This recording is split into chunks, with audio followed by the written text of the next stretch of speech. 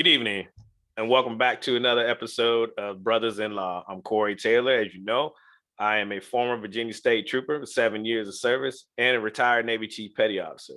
And I'm joined with Michael Bradley, who recently just retired from the Pleasanton Police Department out in Pleasanton, California, and he served with them for 26 years. Before we get into tonight's subject, go ahead and like, share, and subscribe to our channel if you like the content of this video here, and give a shout out to Mr. Brown again, and thank you for an awesome question. Try to answer that real quick. His primary question was, do police officers suffer from post-traumatic stress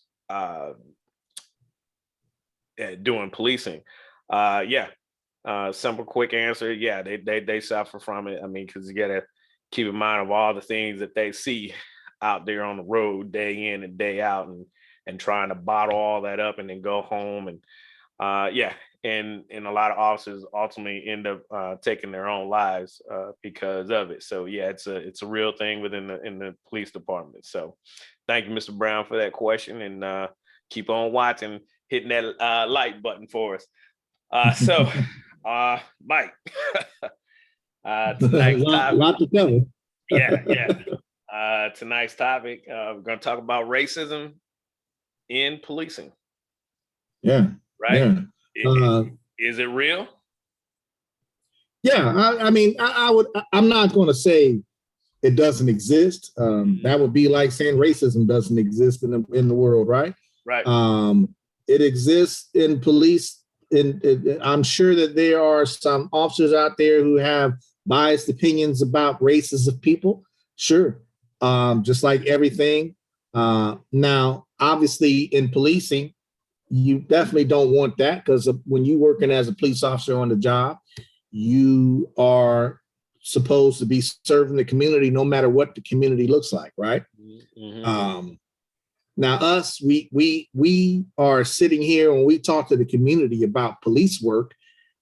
We are strictly thinking of it from a standpoint of a police officer, not a white police officer, not just a police officer. You see what I'm saying? Yep. We are strictly thinking of it from the standpoint of our personal experience and training on the job, of why police officers do what they do, with no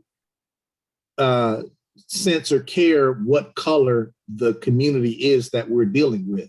That's how I've always done my job, and I'm sure that's how Corey has always done his job. Now,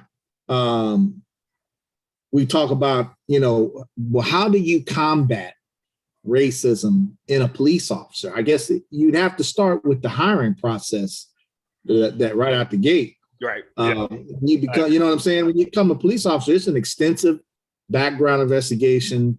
It's an extensive process to be a police officer. At least it is out here in California. And I can't speak for the rest of the country, but I'm sure it's similar.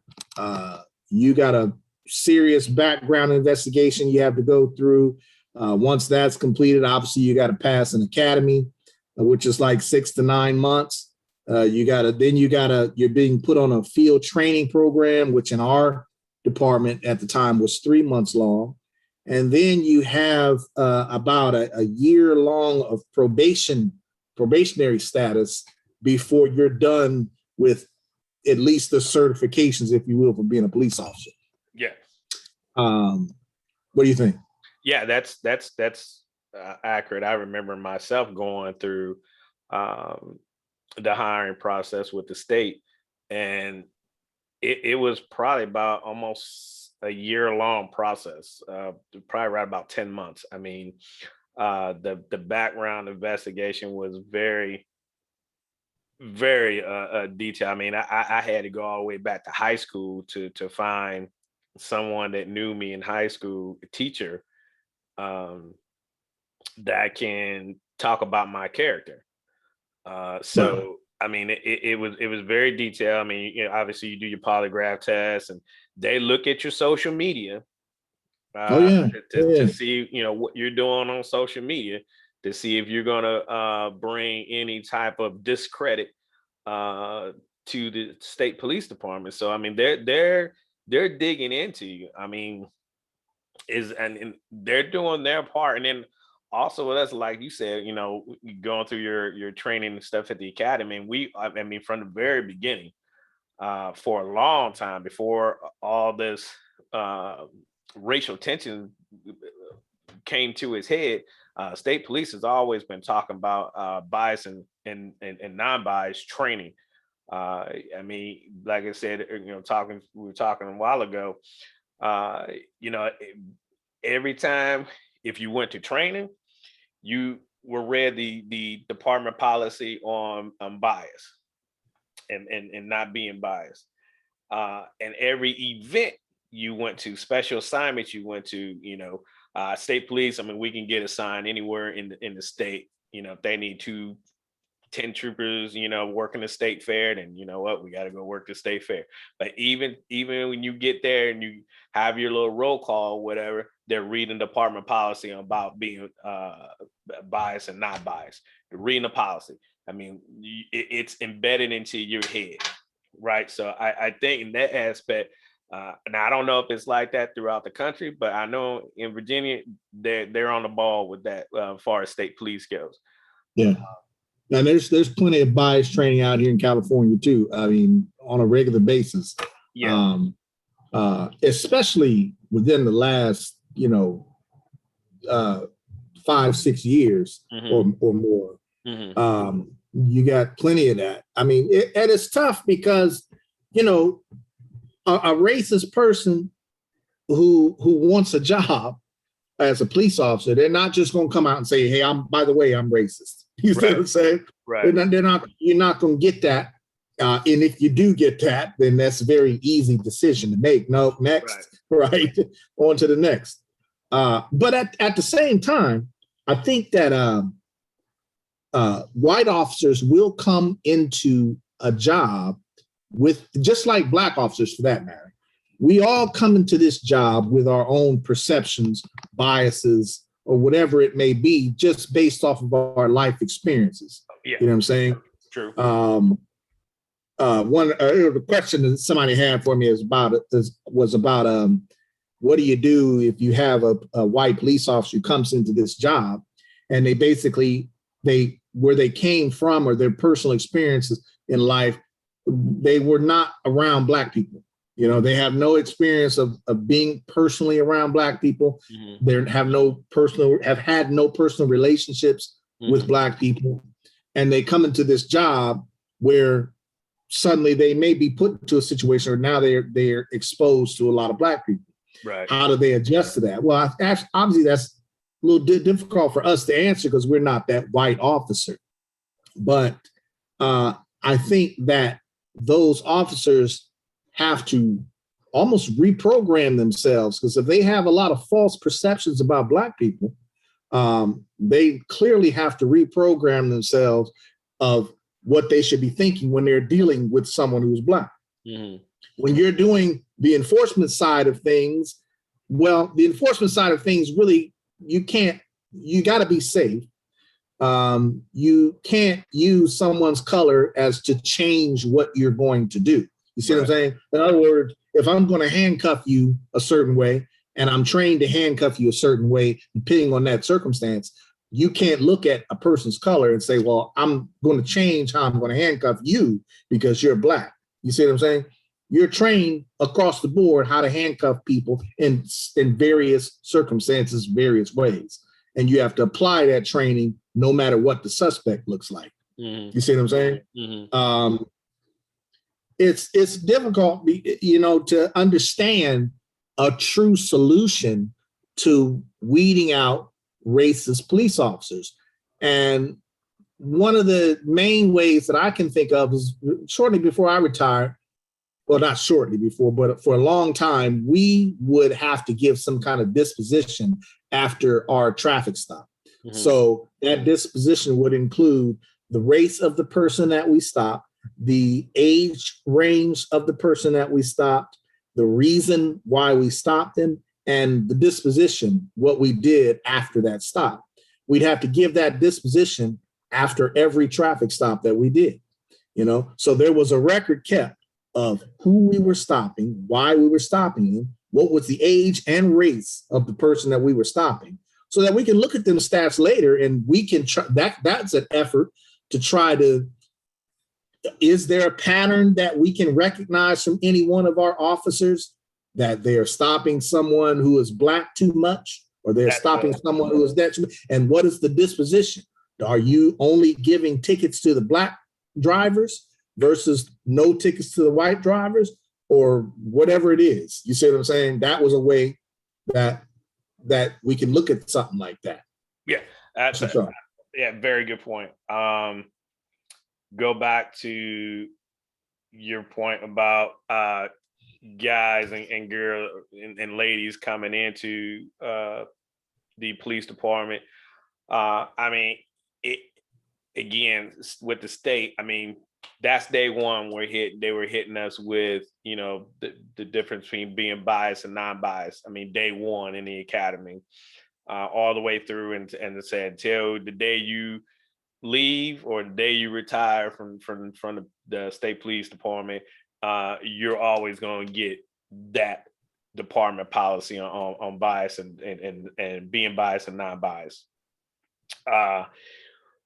Another thing that we did that I liked, we had same thing as you with the disposition, but we called it our weekly search and seizure report. It didn't ask for the age, but it basically, like I said, I was responsible for patrolling 3 cities. All right, so it was broken up into those 3 cities, and it was all by race: Black, white, Asian, Hispanic, and other. All right, and it was just broken off into just male and female, not age. So, and every week we had to turn that in. So you yourself, you can look at when you go through, tally up your summonses for the week. You know, okay, you put your do your count. Okay, oh wow, this week I got 15 Blacks and 3 whites, and then the one week I have 20 whites and 4 Blacks and 1 Hispanic, right? Mm-hmm. And very seldom would I have an Asian.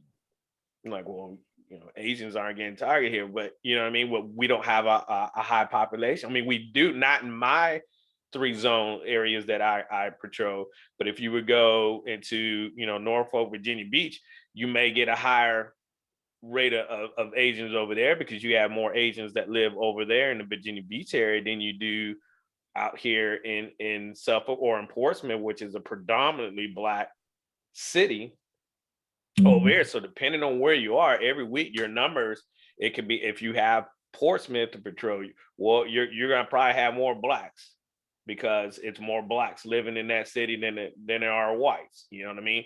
So it just depends on where you are. So I think that's good because then every week, every area office sends it to their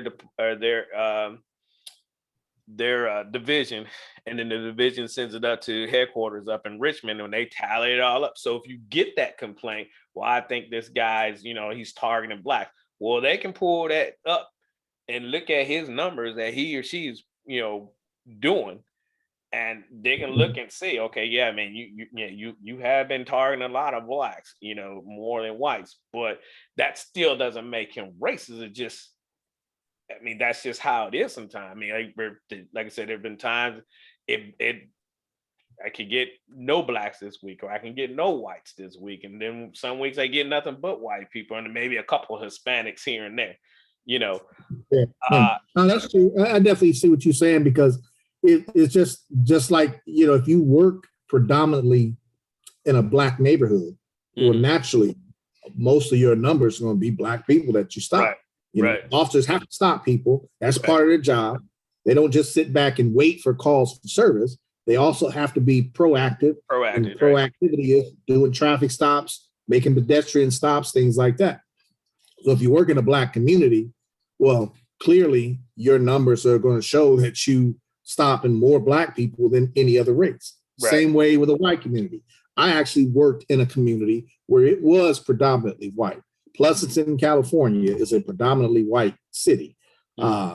Most of the stops that we make, we're white people because we worked in that kind of community. You see what I'm saying? So it would be unfair to use that number to say, well, you stopped more of this race when you work in that neighborhood that is predominantly that race. You see what I'm saying? That being said, I mean, you know, that's just the numbers. Numbers, sometimes you can always think about a stats as stats are good depending on how you look at them, or you can try to decipher stats however you choose to decipher them. You see what I'm saying? Right.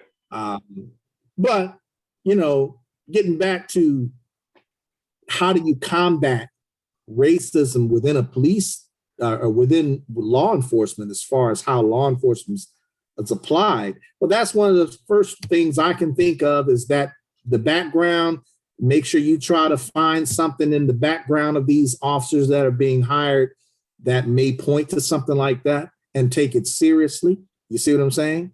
And doing dispositions on the contacts, keeping documentation or some kind of record of who they're coming in contact with, why they're coming in contact with them, and what they're doing, and compare those stats. Constantly compare those stats, just for some kind of heads up. You see what I'm saying? Now, obviously, you and I both will always say, the minute you have established some pattern by somebody that you can reasonably show that, that's strange, you might be somebody who's targeting Black folks unnecessarily, or for your personal biases, you got to address, obviously, you got to address that situation immediately and nip that right in the bud. You know what I'm saying? And as officers, I think one of the complaints with the community, with the Black community, is I've heard they'll say a lot about, well, police officers, when they do have a bad police officer, you see what I'm saying, or a racist police officer, the police department isn't active enough to point that out and dismiss it and show that they don't support that. I think a lot of Black community feels that they don't see police officers marching with a blue line flag or something like that in support of that. You see what I'm saying? And that may be why they think that officers aren't doing enough. I'm not sure. What do you think? I don't think disciplinary actions are taking place. I think they just need to probably make it more publicized, but I don't know how you would go about doing that. For example, I mean, now we had one individual, this has been several years ago now, and he wasn't racist or anything like that, but he just should not have been a trooper. Great guy, give you the shirt off his back, man, but he wasn't. That job wasn't for him. So I mean, it took all of us in that office, Black and white, going to the supervisors, bringing it to their attention, and then they started watching, and then they started the paperwork and document, trying to get him retrained and things that he was earning, because at the end of the day, he was either going to get himself hurt or end up hurting somebody. And so officers have to do their part. We all know who's a bad police officer, a bad cop in their precincts. And you have to be able to, without repercussion, going up and being able to let IA know, internal affairs, know that, hey, we have somebody I believe that is racist, and you've done your part. You've gone to the supervisors to take action, because you want to try and handle it at the lowest level possible. Because if I see something like what we did here in the office, we all went to this individual and tried to help them out, whatever. They didn't want to get on board. All right, cool. You want to get on board? Take it to the supervisors now, right? And that's how we even on the road. Hey man, come back. Sarge on the phone with you. No, anybody on the phone with you. I just want you come back. Hey man, you don't do that. You violating policy. Don't do that. Right? We check each other on the road. Now, a lot of this kind of stuff, I mean, you'll never hear about this type of stuff in media. I mean, we're gonna broadcast a guy got fired. This guy has some kind of level of privacy in that retrospect, in my opinion. that he was fired. But I don't know, maybe if they could put something out, a quarterly report to the news media or something like that of disciplinary actions of police officers, that have gotten complaints or something. In fact, maybe look at handling the complaints differently. Everybody's different how to handle complaints. If a citizen wants to make a complaint on a trooper or officer for being racist or whatnot, do the right thing, come into the office, speak with the supervisor, pull the video, watch the video, and policies and things have been violated, then I think that the citizen would need to get feedback. Hey, this is what happened to that individual. He was reprimanded. He was, we suspended him, put him on, paid leave for, a week or whatever actions the supervisor takes.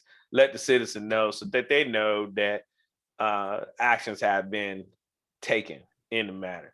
I think it's just probably more on the upper chain command communicating with the media, letting know, hey, these actions are being taken, and letting the public know so they don't think like that, that nothing is being done, too. But there actually is something being done. You just don't hear about it, like a lot of things. But if the officers know that something is going on within there, then they need to take the right channels within themselves. Don't get hooked up on, the good old boy network type thing. And, I know we had some opinions where, I ain't nothing gonna get done. That's their boy. That's their boy. They ain't gonna do nothing to him. What you gotta still know chain command and take it on up. And everybody knows if you don't get what you want, all you gotta do is go to the news. True. I bet I mean, there's things that you can do other than saying, officers need more training. What more can we do? I see what you're saying. Now, there are a lot of situations, also when you have, officers are going to get complaints. Yes. If you're an officer any particular amount of time, you're going to get a complaint somewhere. You see what I'm saying? Oh yeah. So it's not just because an officer has complaints. That's not a justification to say this officer is doing anything wrong necessarily. Right. It just means that whoever he was dealing with didn't like what he or she was doing. So they felt that what he or she was doing was wrong and they complained. Now, when you talk about racism and you talk about someone accusing an officer of being racist, that's usually in police work anyway. That's usually a speculative thing, because you're getting a ticket or whatever the case may be, or you have some enforcement action taken on you. Some people, not all, but some people naturally want to say that, well, you're only doing this action towards me because I'm Black. Well, why their perception is that way, what this officer did to them pissed them off enough to where they just want to loosely throw that race card out there, that happens too. You see what I'm saying? Mm-hmm. So then they go and complain and they say, he stopped me because I was Black, or he gave me a ticket because I was Black, or he only arrested me because I was Black. You see what I'm saying? How do you combat that? I really don't know. I mean, to be frank with you, because you're going to always have people that's going to have that perception. You're going to always have people that are hell bent on saying whatever police action was taken against them personally, they will always believe that it was because they were Black. Now, when we talk about stuff like that, yeah, no, Mike, that's something that if they're going to run with that, they got to be able to prove that. So how do you do that? Then okay, now you need to go into the office and voice your complaint. Now, and we'll pull up video. All right, supervisor gonna look at it and see what happened. I think once they know that, okay, hey, these are the steps and formality, you just can't cry wolf and expect everybody to believe that there's a wolf and ain't nobody else has seen a wolf. They have to be able to go in here and prove that. I mean, you're right. It's always going to happen. I mean, but I think once people know that, okay, you just can't just keep saying that and ain't nothing there. Because it's going to come back and bite you, in the tail end. So, I mean, you're right. There's no easy solution to it. I don't think, because the way society is now, it's just everything that a Black person does, and if they're wrong, I mean, they're always going to feel like they're targeted. I mean, I get stopped, man. If you got me, you got me. I was wrong. But I just think we just got to be careful. But everything we do, saying it's evolving around race. Yeah, and like I was like we were saying a little bit ago, me and you, when we talk about what happens and why cops do certain things, like I said earlier, I think I said this earlier, we're strictly thinking of it from an officer's point of view, not a race point of view. Correct. So the way I stop somebody, however they respond to me, I'm going to respond to them the way I need to, no matter what color they are, no matter what they look like. Oh, yeah. You see what I'm saying? If you try to fight with me, I'm going to try to control you and overcome you, no matter what you look like. You see what I'm saying? It's your actions that dictate my actions. Now, hopefully I don't, I'm fortunate enough in my career that I never made any mistakes that was to the point where, someone was hurt or I enforced the law the wrong way or something like that. You see what I'm saying? That fortunately that never happened to me.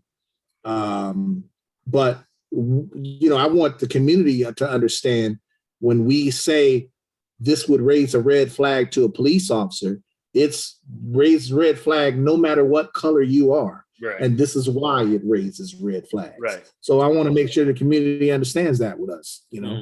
Now, let's talk a little bit about, obviously the most recent incidents, the one in Virginia where the second lieutenant got pulled over, and the officers the officer pepper sprayed the guy because he wouldn't get out of the car, things like that.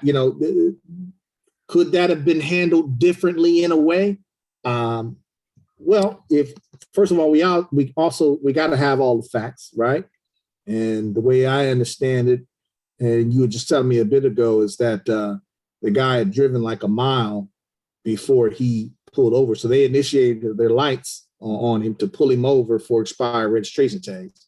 And I saw in the video, I did see that paper that he had in the right window when they point the little arrow to it and they point that out. I could see that, but you also got to keep in mind, I've seen those tags before too. There are a lot of times when those tags are fraudulent. Someone is putting that in there. Sometimes they put that in their window to try to throw you off, to say, this is why I don't have a plate or something. So it doesn't necessarily mean they shouldn't get pulled over for it, but they did. I mean, that is something that, you could get pulled over for if you don't have a license plate on your vehicle, no matter what color you are.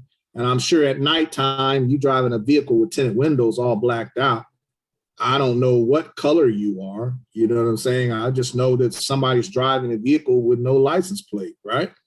So yeah, as a police officer, I might try to pull you over, Now, and keep in mind, I'm explaining this just from an officer who sees a vehicle with no license plate, not knowing what color they are. Some of the things I would do if I hit those lights and you ain't pulling over right away, that's a red flag to me. You see what I'm saying? Why aren't you pulling over? Especially if you pass in areas that I feel you had an opportunity to pull over here, you had an opportunity to pull over there. I might even let you go for a minute to see, okay, maybe he or she is trying to find a safe place to pull over. That's okay, that's possible. Put your hazards on or something. Let me know something.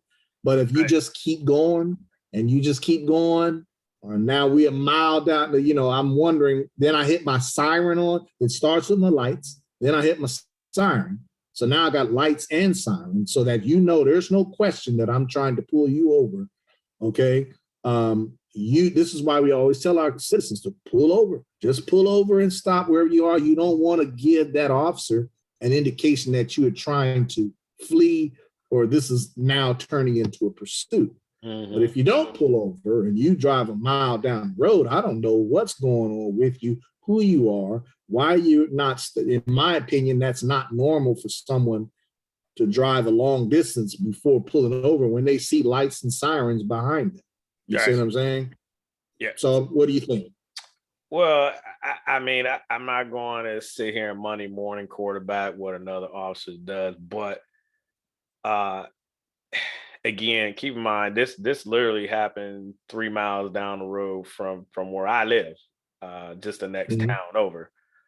So I know exactly where they stopped him at. And my friend sent me the video, say, hey, you see this video? I said, no. So he sent it to me. Now he sent me the second one. He sent me the part where they, I think it was starting off with pepper spraying him, I think. So I was like, all right, well, I want to know why guns are drawn, right? So, he then sends me the second video, and I see the whole thing. I was like, okay, now I listen to the audio, and I was like, okay, this is a felony stop, because why is it a felony stop? Then hear in media, it's like, oh, he was driving for about a mile before he decided to pull over. I was like, well, a mile? Why do you have to go a mile? There's plenty of places he could have pulled over, right? On that strip of road, right? He could have pulled over, plenty of places. Now, keep in mind, I'm not an attorney. I'm not sitting here going to talk about, what laws and stuff he violate. I just give him my perspective on it from being a prior law enforcement, what I would have done. Now, that's the reason why they call it felony stop. He got out the radio, or got out the vehicle. He got on the radio. It's like, hey, felony stop. Okay, right. You went too far and not pulling up. Now, doesn't mean he was speeding or anything like that to making a felony stop. You're refusing to stop, and that's why they got out with their guns drawn.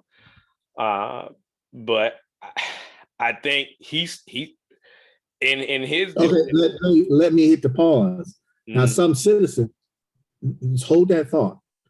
Some citizens would look at that as, well, he didn't stop. Is that a reason, number one, to turn this into what we call as police officers a high risk or felony stop? Number one. And number two, does a high risk felony stop require us to draw down on somebody with our firearms? What do you think? Well, what would you say to that? And what I'm thinking is, when a person doesn't stop right away with me like that, and we go on, what I had done that from my experience and training, what I have done, I probably wouldn't have got out with guns drawn. I probably wouldn't even call it a felony stop, especially if they weren't speeding. But flags are still going off in my head, like, okay, why are you not stopping?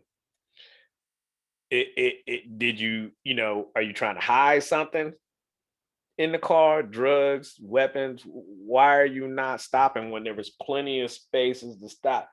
And then you say, you just want to get to a well-lit area. Okay, I get it, but you should have still stopped. Let me move you to a safer area, right? But then my problem was, you had both the officers barking orders at the same time. You can't do that, right?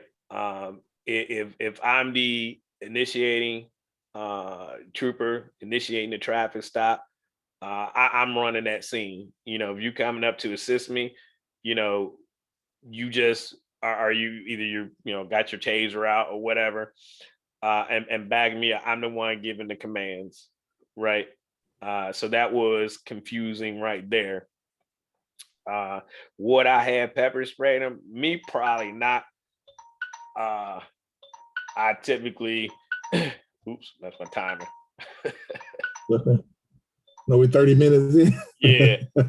All right, this is getting good though. We good. All right. I mean, is it violating policy? Well, at this point, even though he's doing everything he's supposed to do, right? He's staying calm, which is really good.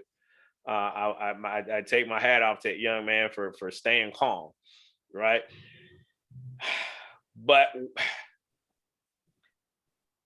I don't. If I was the officer, I would not have. I mean, when you have both your hands out the window like that, I would have came up, probably put his one arm in a wrist lock, told him to take his other hand, his free hand, undo his seat belt, and I would have held on to that wrist, got it through the window, with still maintaining control of him, and got him out the vehicle that way, and not have to use pepper spray.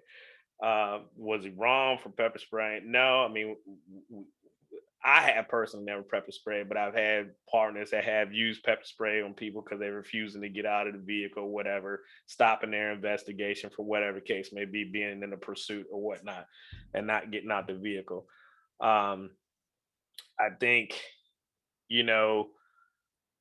okay, he was saying, "Hey, what's wrong? What's wrong? Why are you doing this? Why are you doing this?" I mean, I get that part, and I'm cool with that. Of the young man saying that, but at the same time as saying that, I think he still should have been getting out the car. Continue on. And you can still ask, hey, why are you doing this? Why are you doing it? Hey, I'm a servant. That's all good. Still get out the car, right? And we had talked about in our previous video of, step out of vehicle. Why? All right. You're going to ask the question, why? Okay. The officer's going to tell you. Now, they didn't tell him right away, but let him get out, render the scene safe, and then I'm sure at some point, they looked like towards the end, at the end of the video, they were talking and explaining to him everything, and and still end up letting the young man go. But he stayed calm, even when he got pepper spray. He stayed calm, which is very hard to do. If you have never been pepper spray, that's it can get to you, it can affect you, pretty badly. But he maintained his composure. He did resist. And so I think I was looking for violation of constitutional right. I was looking for see if they might even try to violate, what our policies would have been, and I didn't see it. I didn't see it. Now, what he said, what the one officer said, that's a boneheaded thing to say. Yeah, that was some cowboy stuff. Yeah. To say stuff like that. Yeah, I mean, he shouldn't have said that. But again, it wasn't. I didn't think that it was anything racial in there. And again, it could be more video footage come out that we didn't see it. We're speculating. Sure. That's all we're doing. We're speculating. We're just giving our honest opinion, or what we think about. Because here's the thing, and I like our viewers to know, like, police officers throughout the country are sitting in their offices somewhere, or sitting in a crossover somewhere, talking about this stuff, right? Yeah. They're out there talking about, because it affects them too, right? Does that mean, it's just the times we live in right now? I mean, officers are on edge, citizens are on edge, right? Police officer has to do the job. We need police officers. We can't have a stable society without law enforcement. We have to have law and order in order to have a civilized society. Right. So, but what I'd say, we have to bring the two together. We got to fix that, right? And one thing we used to do, they'll say, police ourselves, right? The communities have to be more involved. We got to be more involved. This is why we're doing these videos, like to put information out there to give, an officer's perspective, two Black officers, former officers' perspectives on how policing is and the way we see it. Now, we're just two out of many. Now, other officers can have totally different opinions on everything than what we have, right? Sure. But it's a conversation that has to happen. Cool heads prevail. We got to keep cool heads and say, okay, what can we do to make this better for everybody? Like I always say, let me say this, and I'll let you chime in. For me, it's two-way street. The police have, and I think we said it in one of our previous videos, the police has a responsibility and the citizen has a responsibility. The citizen's responsibility is to stay calm, right? Like this young man did, even though he still got pepper spray, but at the same time, him staying calm, he was still resisting at the same time, right? So if he would have just stick with the comply, not the resist, get out the car, don't say you because you're scared or whatever. We get that. We're in the I'm afraid age, and I'm all right with that. But at the same time, you still got to. When we say real quick, when we say resist, that's what we're talking about is not necessarily physically resisting, but not following orders. Right. That's a form of resistance. Right. Not following verbal commands. Right. It's a two-way street. Citizens, we have to do our part. Now, I mean, we are flawed people, flawed human beings. We're always going to make mistakes, but what we're trying to do is minimize the mistakes by being calm, right? Comply, answer questions, listen, and move on, right? It might not be the prettiest situation in it. Like, when we go out on a wire on a mission in Iraq, we have a mission brief and this is going to happen, this straight timeline, right? And you get out there and it just goes to hell. Not saying that, get gunfights or whatever, but, timeline got jacked up, this got jacked up. But at the end of the day, did everybody make it back? Everybody got 10 toes, 10 fingers. Yeah, you know what? It was good. Right? Traffic stop may not be the prettiest. Yeah, you might get pepper spray. Yeah, you might get put in handcuffs, or the officer might get this. But at the end of the day, can you both walk away? Right? I don't know if that makes sense or not, but no, that definitely makes sense. I mean, like you, I think I would have done the same thing. I mean, if I would have pulled him over, I definitely would have pulled him over. Obviously, if you ain't stopping, that might change my decision to do a regular traffic stop or what we call a high risk stop. Right. Now, if I made the decision to do a high risk stop, that is going to include me having my gun drawn, because I don't know who you are. I don't know why you didn't stop. I don't know if this could be something more than, whatever it was. If I make the decision to do a high risk stop, there is a certain way that I'm going to do that, and being guns drawn is part of that tactic. Now, as a citizen, it's important that they know that, because it's very crucial that you follow instructions of the officer.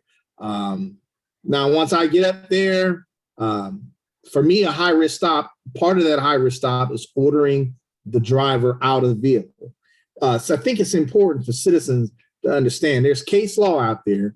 You cannot refuse to exit a vehicle after being commanded to do so by a police officer.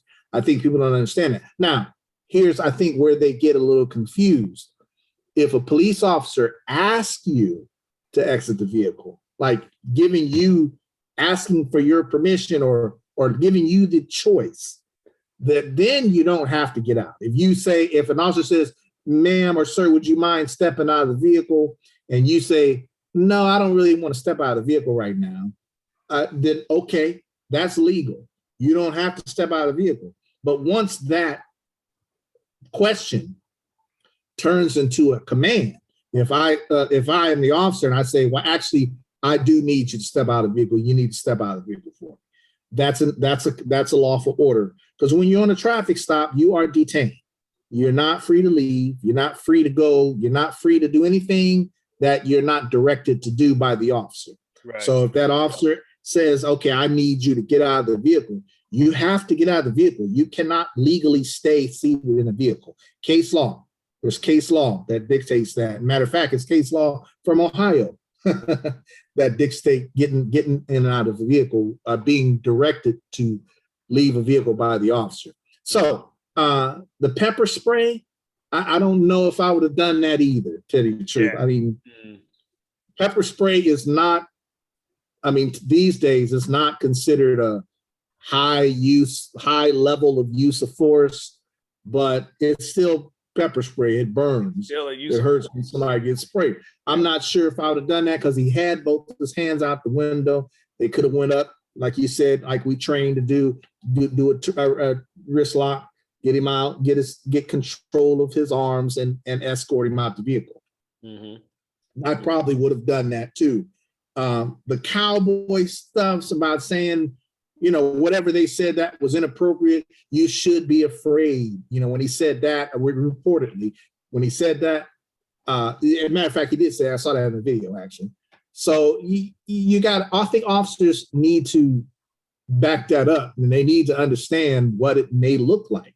Yeah, we get our adrenaline rushing, stuff like that. Sometimes we might say things that probably don't sound the greatest, to the average citizen. Correct. But yeah, you got, as an officer, you definitely got to be careful and you can't be saying stuff. You got to stay professional, if you will. You see what I'm saying? Now, somebody would argue if you get into a fight with somebody, you get into a physical confrontation with someone, it don't look pretty and you ain't got to be nice about it, right? In a sense, though, what's going on today, it's almost like you do got to be nice about it. You know what I'm saying? I hate to say that, but it is what it is. Yeah, when you get that adrenaline going, I mean, you're gonna say things that you're probably gonna regret. Like this officer here, once he hears the feedback, and when he says that, he's probably thinking like, dang, I really shouldn't have said that, right? Especially in today's times, what's going on, again, see, that's why I don't like Monday morning quarterbacking, another officer's decision on what they do, but I just give my perspective on what I had done. If I had high risk stops like that, absolutely. I mean, we're state police and we're always getting in pursuits and things like that and pulling over, getting stolen cars and things of that nature. So, a lot of our stops can be, a high risk, stop. But however, you got to know when to holster up and know when to transition. You always have to be thinking tactically. All right, because you got to process a lot of this information quickly. And again, we need citizens to understand that. I mean, you have to process quickly. I'd say faster than what a computer has to, process things. I mean, you got to, just quick, because if you don't, I mean, situations are going to get out of control and somebody's going to get hurt. And I mean, you train like you fight and you fight like you train is what we saying. There you go. Absolutely. You train like you fight like you train. Right. And a lot of times what I would do when I was driving around or what, I would just give myself scenarios. Like if this happened, then I would do this. If I get into this type of stop, I'm gonna put my car this way. And then, you even at home, man, I'm home by myself, man. I would clear rooms by myself, just working on my tactics and my training, And I would sit, I would be back behind our office sometimes on midnight, just training, just like, okay, because like I said, I had it happen to me before. A guy we get to stop and he jumps out the car and starts coming back at me. Shoot, when that happened, man, I'd be back behind our office some night. I would just be practicing getting out my car, like put in park, hit the seatbelt and get out and come to the ready. But you always have to be thinking and training. Train. Yeah. I don't want to drag out, but we're going to have to do a second. No. Yeah, I get you. I mean, real quick though, on that stop though, the citizens also got to understand that when you do a high risk stop, it's a process, and that process does not end until the driver is handcuffed and made safe. You see what I'm saying? So him not getting out of the car, they're still in the middle of a high risk traffic stop. Right. You see what I'm saying? And when that driver is not following commands, that just delays the stop, and it continues to put up red flags to an officer. Now, we're telling you as officers, as prior officers, of what we would do and how we would be thinking about that, no matter what color you are. You see what I'm saying? So that's why it's hard for me in this situation to think that this was racially motivated. You see what I'm saying? Because the actions that the officers took would be along the lines of what an officer would do in that particular situation. You know, pepper spray, even though I probably wouldn't have pepper sprayed him, doesn't mean that it was wrong for him to pepper spray him. Maybe that's a use of force that they use to get people out of the car. That's not excessive or shocking the conscience. You know what I'm saying? Right. Yeah. Yeah. Well, that was awesome, man. This is a really good topic. You all got something out of this. Again, we're still gonna preach staying calm. I mean, I think that's still ultimately always going to be the key. Comply, answer questions, listen, and move on, whatever that case may be. Going to jail or getting your ticket or